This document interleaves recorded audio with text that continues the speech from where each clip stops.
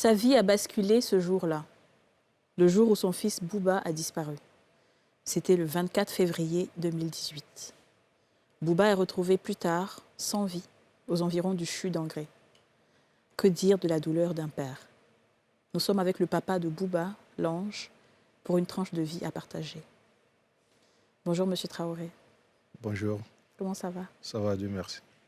Aujourd'hui, tu as accepté de partager avec nous ce qui s'est passé Ouais, dans l'affaire Bouba. effectivement. Une affaire qui a soulevé la toile, dont tout le monde en a parlé. Ouais. Qui était Bouba? Bouba, c'était un enfant plein de vie, comme tout garçon de son âge. Un garçon plein de vie. Il avait quel âge? 4 ans, quand il mourait. D'accord. Et qu'est-ce qui s'est passé le jour de sa disparition? Bon, moi j'avais un programme assez élaboré parce que j'ai une ferme à Zaguié.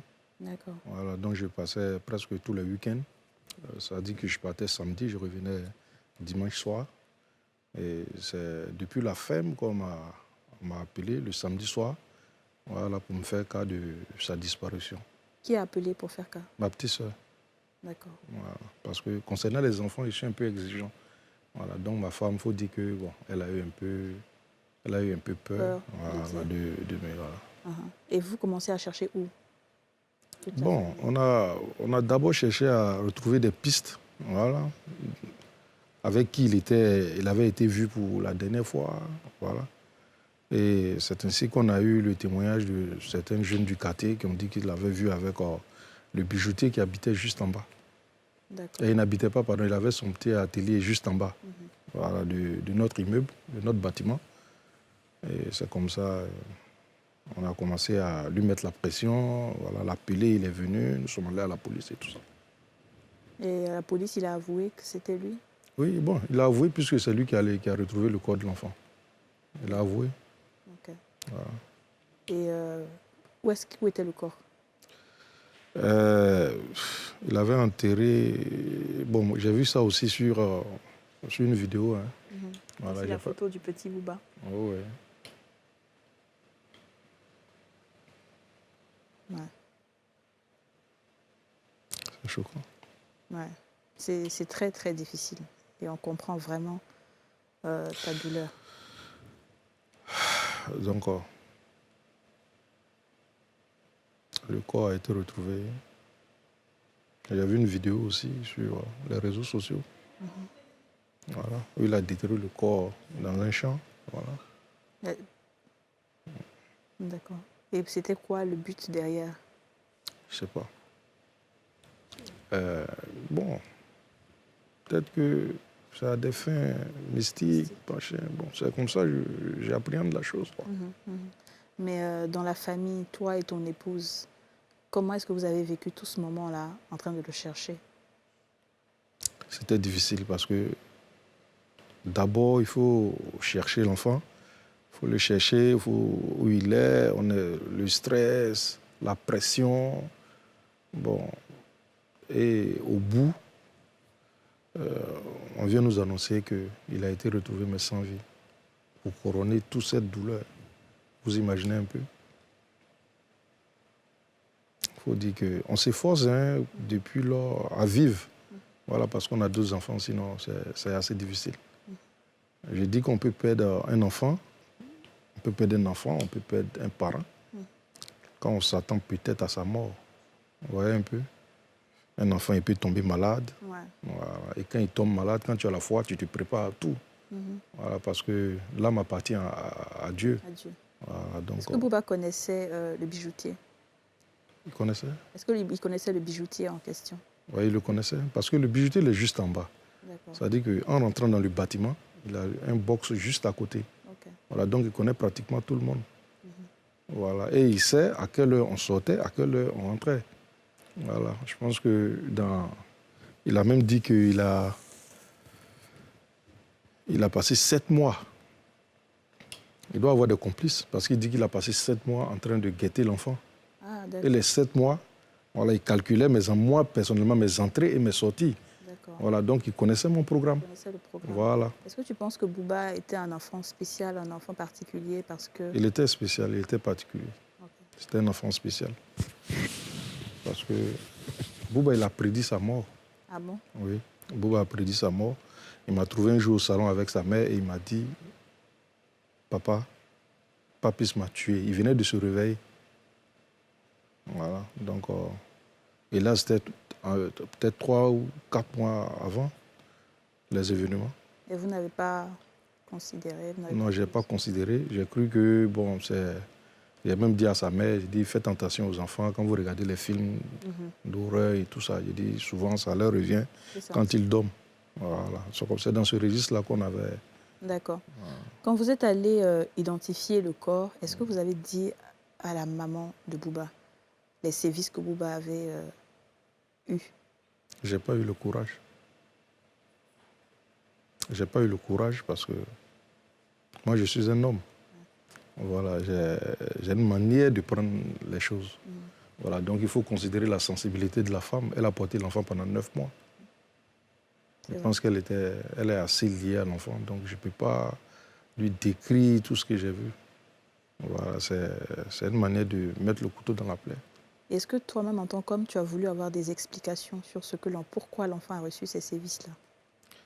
Bon, vous savez, c'est plus facile de se contenter de la foi. Vous voyez un peu? Voilà. Et donc, quand tu te dis que c'était son destin, voilà, tu ne te poses pas trop de questions. N'arrive à l'homme que ce que Dieu veut. Voilà, donc Dieu a voulu que la vie de Bouba soit ainsi. Bouba était une étoile dans notre vie. Ouais. Voilà, il a scintillé et il est parti. Il est parti. Voilà. Est-ce qu'après, vous avez été, toi et ton épouse, vous avez été suivis par un psychologue pour vous aider à tenir le coup? Parce que j'imagine...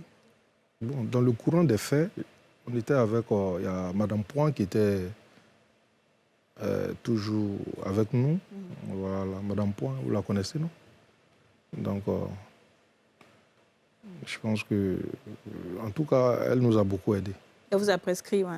Ouais, elle m'a même prescrit une ordonnance. Parce que la première fois qu'elle m'a vu, elle a dit, allez-y acheter ces médicaments-là, sinon celui-là, il va péter les câbles. Non. Et comment votre couple, toi et ton épouse, a survécu après ce traumatisme-là? Bon, je pense que ça n'a pas eu d'impact parce que, c'est ce que je vous ai dit, il ne fallait pas trop poser les questions. D'accord. Voilà, ou rejeter la faute sur tel ou tel. Voilà, ça devait arriver et c'est arrivé. C'était le destin de Bouba. Voilà, et tout ce qui va avec, on essaie de... Est-ce que vous avez été étonné de la mobilisation autour? Parce qu'il y a eu des enfants qui ont été enlevés malheureusement. Ouais. Et il n'y avait pas autant d'engouement que effectivement. Dans le cas de Bouba. Ouais.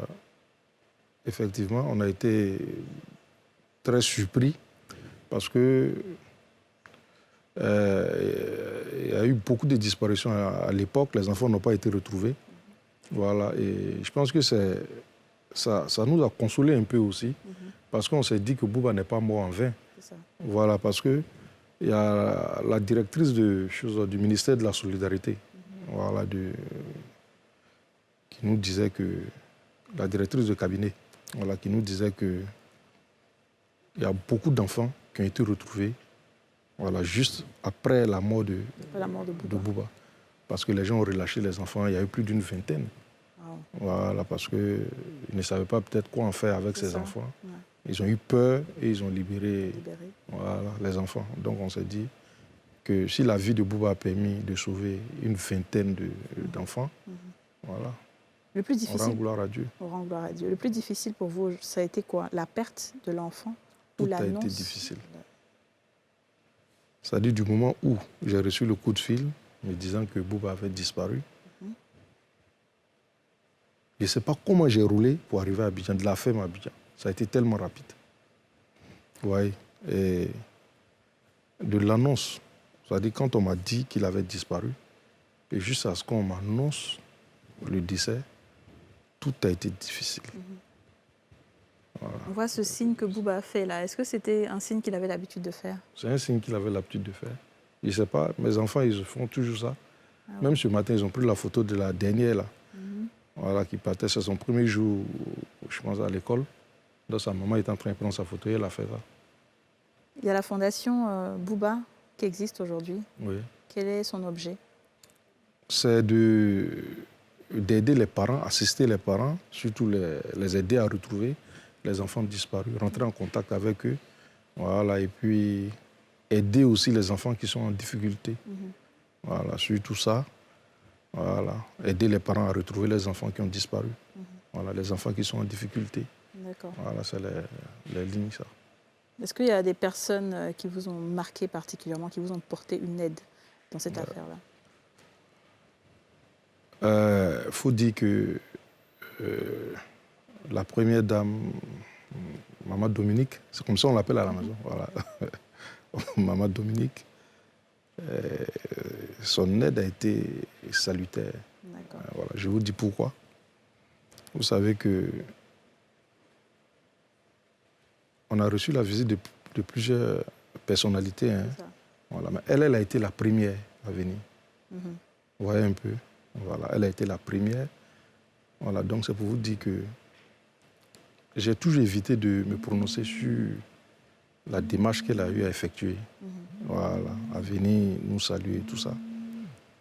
Parce qu'en Côte d'Ivoire, on politise tout. Voilà, il y a de mauvaises interprétations. Voilà.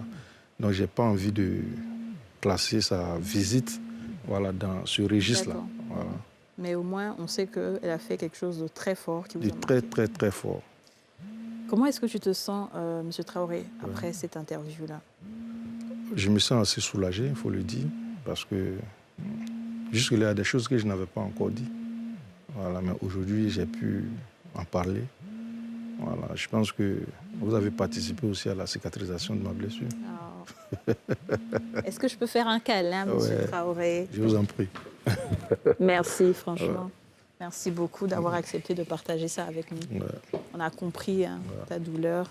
Et Yako, on ne va jamais finir de dire Yako à toute la famille. Merci beaucoup. Il n'y a pas de mots pour définir la perte d'un enfant. On respire et puis c'est tout. On continue pour les autres parce qu'il y a d'autres. On respire et on continue. On se retrouve demain.